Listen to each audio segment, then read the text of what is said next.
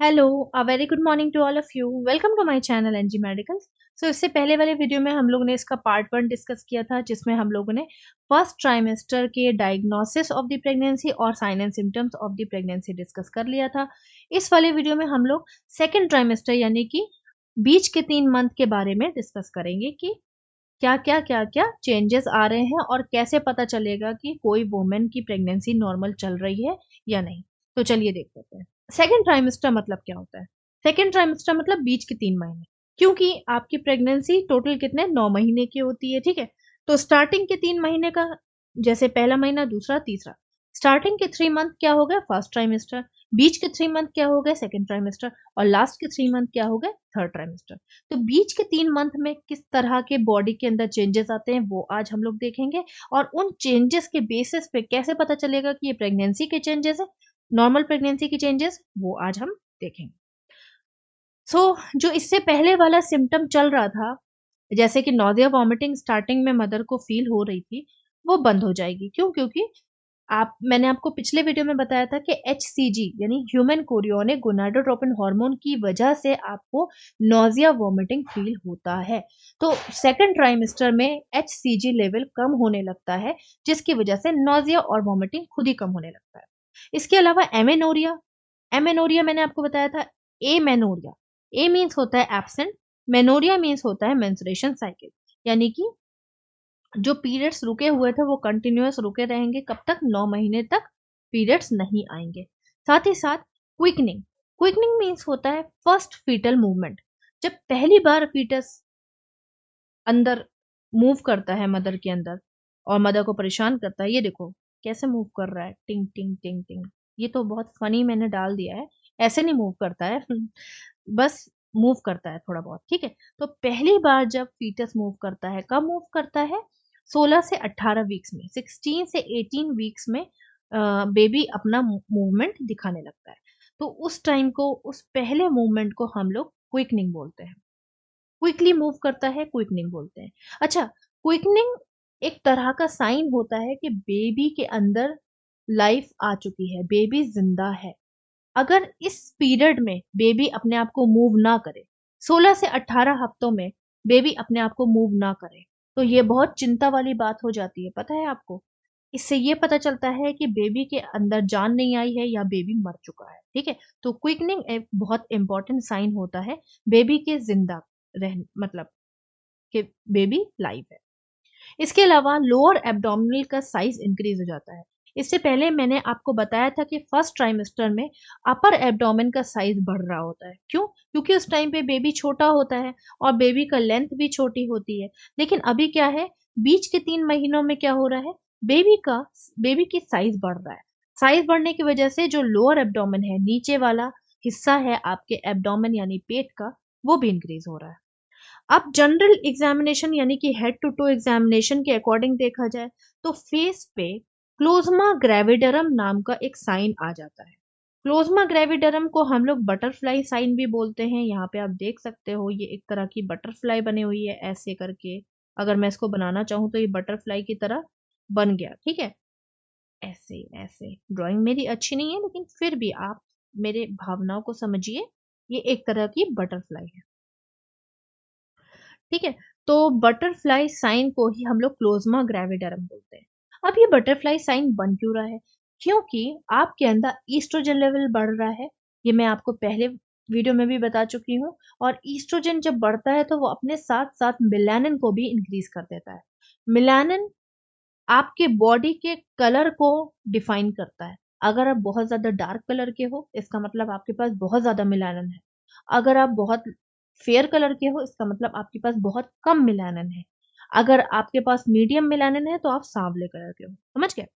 तो एस्ट्रोजन जब बढ़ता है, तो वो कहता है कि अरे भाई मेलानिन मेरे साथ चलो ना प्लीज़, तो मेलानिन भी बढ़ जाता है साथ में।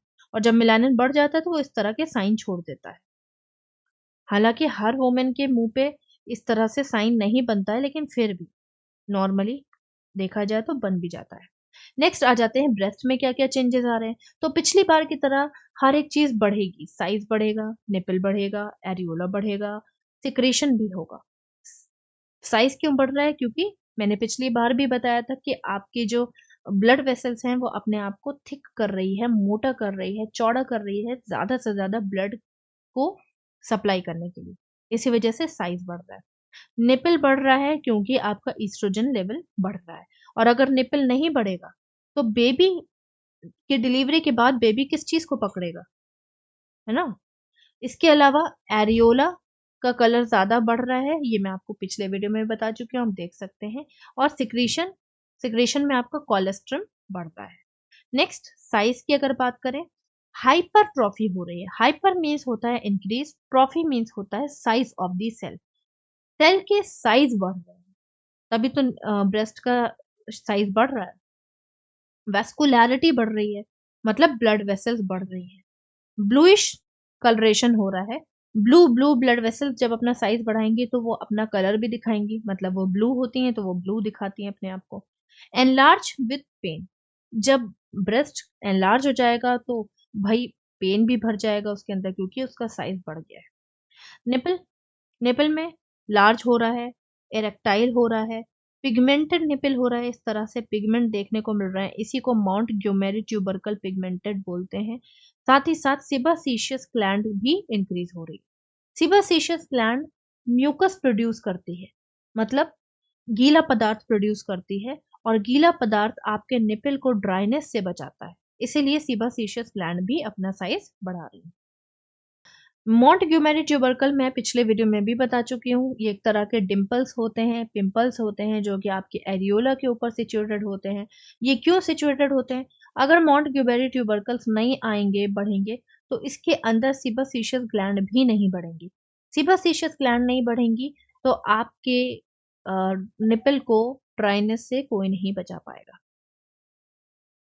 इसके अलावा सिक्रेशन निकलता है, यानी कि कोलेस्ट्रम निकलता है, 16वें हफ्ते में निकलना स्टार्ट हो जाता है।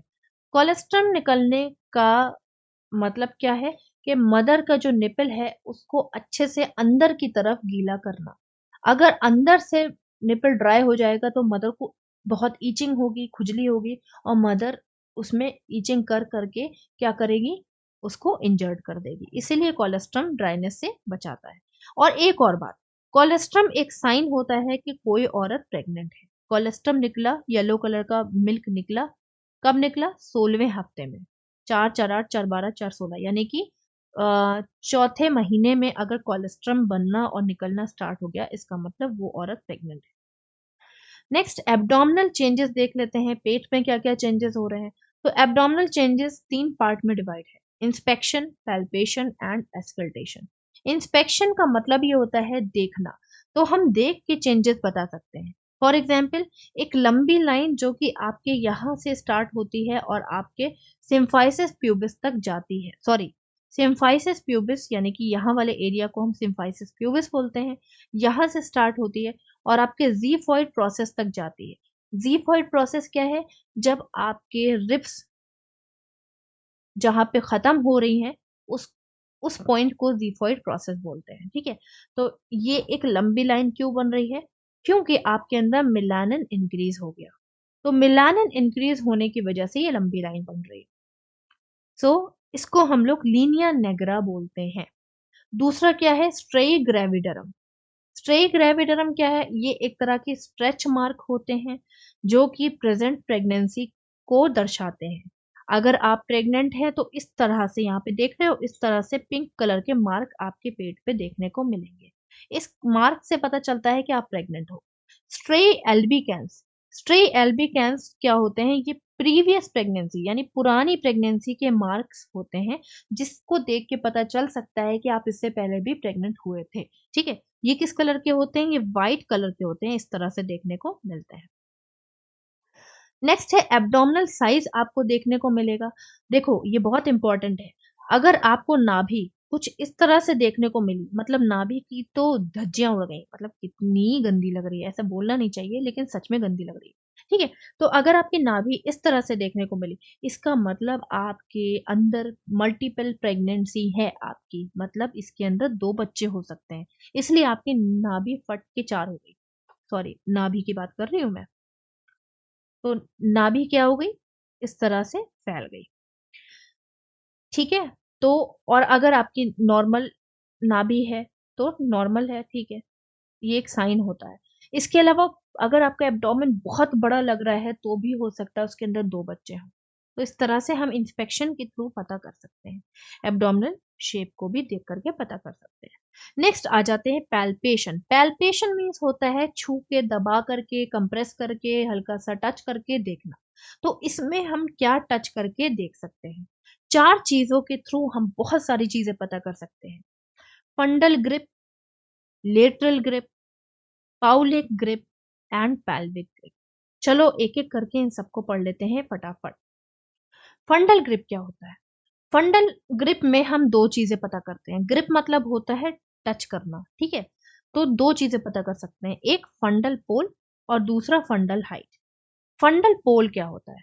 देखो, जहाँ पर भी बच्चे, जब हम यहाँ से टच करके देखते हैं, यहाँ से इन्होंने टच करके देखा, देखा, देखा, जहाँ पर भी आपको हार्ड पोर्शन पता चलता है और आगे चल के आपको हार्ड, सॉरी, ऊपर की तरफ होता है हार्ड पोर्शन। हार्ड पोर्शन पता चलता है और ऊपर की तरफ आपको कुछ नहीं पता चलता है। आप इसको दबा के धीरे-धीरे देखोगे, आपको जैसे ही हार्ड पोर्शन पता चलेगा, वहीं पे आप रुक जाओगे। ठीक है? यहाँ पे पता चला तो आप यहीं पे रुक गए। और आप कहाँ से नापोगे? सिम्फाइसिस प्यूबिस से, यानी कि ये वाले एरिया से आप मेज़र करना स्टार्ट करोगे। इंची टेप लोगे और यहाँ से मेज़र करना स्टार्ट कर दोगे, ठीक? तो आपको क्या मिल जाएगा? Fundal height. फंडल पोल क्या होता है? जहाँ तक हार्ड पोर्शन फ़ील हुआ, ये वाला पोर्शन में आपको टाइट फ़ील हुआ, यही है आपका फंडल पोल। अब यहीं से आपने मेज़र किया यहाँ तक, जहाँ से प्रेगनेंसी स्टार्ट हुई, जहाँ से आपका एब्डोमेन स्टार्ट हुआ है, ठीक है? सिम्फाइसिस प्यूबिस तक। इसको बोलते हैं फंडल हाइट। तो इससे क्या पता चलता है कि बेबी का ग्रोथ एंड डेवलपमेंट, साथ ही साथ बेबी कौन से मतलब प्रेगनेंसी का कौन-सा वीक चल रहा है। कैसे पता चलेगा? देखो, जब प्रेगनेंसी का 8वां हफ्ता चल रहा होता है तो आपका यूट्रस, यानी कि आपका पेट, छोड़ दो यूट्रस को, आपका पेट सिर्फ़ इतना उठा हुआ होता है, ठीक? जब आपका 12वां महीना चल रहा होता है तो आपका इतना उठा होता है। फिर आपका जब 20 से 24वां टाइम चल रहा होता है तो आपका यूट्रस जो होता है वो नाभि तक होता है आपके, ठीक है? उसके बाद ऐसे ही बढ़ता चला जाता है, 25वां हफ्ता चल रहा है तो ये इतना बड़ा हो गया, 32वां हफ्ता चल रहा है तो ये इतना बड़ा हो गया, 40वां हफ्ता चल रहा है तो ये इतना बड़ा हो गया, ठीक है? तो इसी के बेसिस से पता चलता है कि कितना साइज़ बढ़ा, समझ गए? तो ये था आपका fundal pole and fundal height. Next आ जाते हैं लेटरल ग्रिप। लेटरल मीन्स होता है साइड में, ठीक है? तो अब साइड में क्या करना है आपको? पेशेंट तो लेटी हुई है, आपको क्या करना है? एक साइड से इस तरह से दबाना है और दूसरे हाथ से फ़ील करना है। फ़ील क्या करोगे? फ़ील आप ये करोगे कि बेबी का बैक किस साइड में है और बेबी की एक्सट्रिमिटीज़, यानी कि हाथ-पैर किस साइड में है, ठीक? तो इधर से दबाओगे पहले और इधर धीरे-धीरे फ़ील करोगे, ठीक? अगर आपको प्लेन कर्व शेप फ़ील होता है, इसका मतलब बेबी का बैक है। अगर आपको इर्रेगुलर शेप फ़ील होता है, आपका हाथ ऐसे ज़िगज़ैग जा रहा है फ़ील करने पे, तो इसका मतलब बेबी के हाथ-पैर हैं उस साइड। समझ गए? सेम चीज़ इधर से भी करोगे।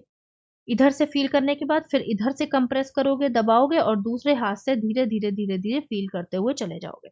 इससे कन्फर्म चलेगा कि बेबी किस तरह से लेटा हुआ है। नेक्स्ट है बेबी का बैक है कि एक्सट्रिमिटीज़।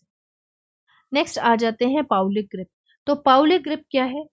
पाउलिक ग्रिप में कुछ नहीं करना होता है, बस हमें ये पता करना है कि बच्चे का जो सर है, वो आपके वजाइना की तरफ है या बच्चे के पैर वजाना वजाइना की तरफ है। तो इसके लिए हमें क्या करना होता है? नीचे की ओर टच करके, फ़ील करके देखना होता है। अगर आपको टाइट सा, हार्ड सा सरफेस देखने को मिलेगा, इसका मतलब बेबी का हेड है, और अगर आपको सॉफ्ट एरिया देखने को मिलेगा, इसका मतलब बेबी के हिप्स है नीचे। ये देखो यहाँ पे पता चल गया। यहाँ पे आप देख सकते हो, ठीक? इन्होंने इस तरह से नीचे की ओर टच करके देखा, पता चला कि ये देखो ये टच करके देख रहे हैं, इनको ये पता चल रहा है कि नीचे हार्ड सरफेस है, इसका मतलब बेबी का हेड है, और अगर सॉफ्ट है तो इसका मतलब बेबी के हिप्स हैं। नेक्स्ट है आपका पेल्विक ग्रिप। पेल्विक ग्रिप में क्या होता है कि आपको बस ये देखना होता है कि हेड जो है, अब वो आपके कमर की हड्डी में फँस चुका है, डिलीवरी का टाइम आ गया या नहीं आ गया। अगर आपकी दोनों पहली उंगलियां आप यहाँ से लेके जाओगे, दोनों हाथ नीचे तक लेके जाओगे और दोनों पहली उंगलियां आपके नीचे में मिल गई, ये वाली एक फिंगर और ये वाली एक फिंगर मिल गई। इसका मतलब बेबी का हेड अभी थोड़ा सा ऊपर की तरफ है और डिलीवरी का टाइम अभी ठीक से नहीं आया है। और अगर आपकी दोनों उंगलियां नहीं मिली, गैप रह गया दोनों उंगलियों में, मान लो यहाँ तक आप ये वाली फिंगर लेके आए और ये वाली फिंगर भी आप यहाँ तक लेके आए और आपकी दोनों उंगलियां टच नहीं हो रही है, इसका मतलब बेबी का हेड जो है वो आपकी हड्डी में जाकर के फंस चुका है और डिलीवरी का टाइम पास है। तो इसको हम बिलॉटमेंट कहते हैं। जब बेबी का हेड ऊपर की तरफ होता है और आपकी दोनों उंगलियां मिल जाती हैं तो हम लोग कहते हैं बेबी का हेड का बिलॉटमेंट चल रहा है, मतलब अभी बेबी का हेड हड्डी में नहीं फंसा। और अगर दोनों उंगलियां नहीं मिलती हैं, गैप होता है और बेबी का हेड फंस चुका होता है आपके ब्रिम में, कमर की हड्डी में, तो हम लोग बोलते हैं बेबी के हेड का एंगेजमेंट हो गया। नेक्स्ट है एस्कल्टेशन। एस्कल्टेशन मीन्स होता है कि कितनी वो हार्ट बीट बच्चे के मिल रही है। नॉर्मली 110 से 160 बीट्स पर मिनट के रेट नॉर्मल होती है बेबी के हार्ट की, ठीक है। तो एस्कल्टेशन में हम लोग बेबी की हार्ट रेट मेजर करते हैं। नेक्स्ट आ जाता है वजाइना। सेम चीज, वजाइना में नसें मोटी हो गई हैं, बड़ी हो गई हैं, इसी वजह से वजाइना आपका ब्लू देखने को मिल रहा है और साथ ही साथ उसके जो म्यूकस है वो भी बहुत ज्यादा थिक हो गया है, जिसकी वजह से कोई इन्फेक्शन या माइक्रो ऑर्गेनिजम्स वजाइना के अंदर नहीं जा सकता। सर्विक्स के अंदर गुडेल साइन आ जाएगा। गुडेल साइंस क्या होता है, जब सर्विक्स थोड़ा सा पतला होता है, हल्का सा सॉफ्ट होता है, उसको गुडेल साइन बोलते हैं। नेक्स्ट है इन्वेस्टिगेशन। अब सेकेंड ट्राइमेस्टर में कैसे पता चलेगा कि कोई भी औरत प्रेग्नेंट है, तो अल्ट्रासाउंड आप करवाओगे 18 से 20 हफ्ते में। डिटेल चीजें आपको उसमें पता चलेंगी, बेबी का मूवमेंट पता चलेगा, बेबी का शेप पता चलेगा, बेबी का साइज पता चलेगा, बेबी का हेड टू टो सही से बन रहा है कि नहीं बन रहा है पता चलेगा, प्लासेंटा ठीक से अटैच है कि नहीं अटैच है पता चलेगा, प्लासेंटा है कहाँ पे अटैच, या मदर की सर्विक्स कैसी है, बंद है कि खुल तो नहीं रही है ना, ये सारी चीजें आपको अल्ट्रासाउंड में पता चलेंगी। मदर की सर्विक्स क्या होती है, यूट्रस का निचला भाग जो कि बंद रहता है और डिलीवरी के टाइम पे ही सिर्फ वो खुलता है, कितना 10 सेंटीमीटर। तो ये सारी चीजें सही चल रही हैं कि नहीं चल रही हैं, ये आपको अल्ट्रासाउंड से पता चलेगा। साथ ही साथ इसके अलावा फीटल एनाटॉमी भी पता चलेगी, जैसे कि फीटस दिख रहा है कि नहीं दिख रहा है, अगर दिख रहा है तो हिल रहा है कि नहीं हिल रहा है, उससे पता चलेगा कि फीटस यानी बच्चा जिंदा है।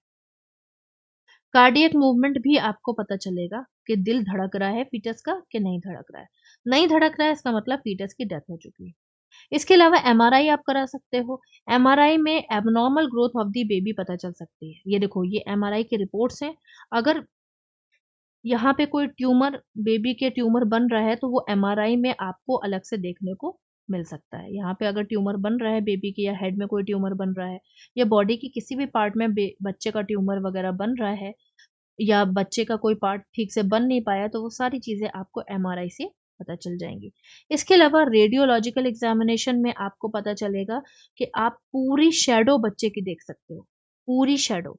तो पूरी शेडो आप देख करके ये पता लगा सकते हो कि बच्चा की हड्डियां बन रही हैं कि नहीं, नॉर्मली बेबी की बोन्स बन रही हैं कि नहीं बन रही हैं।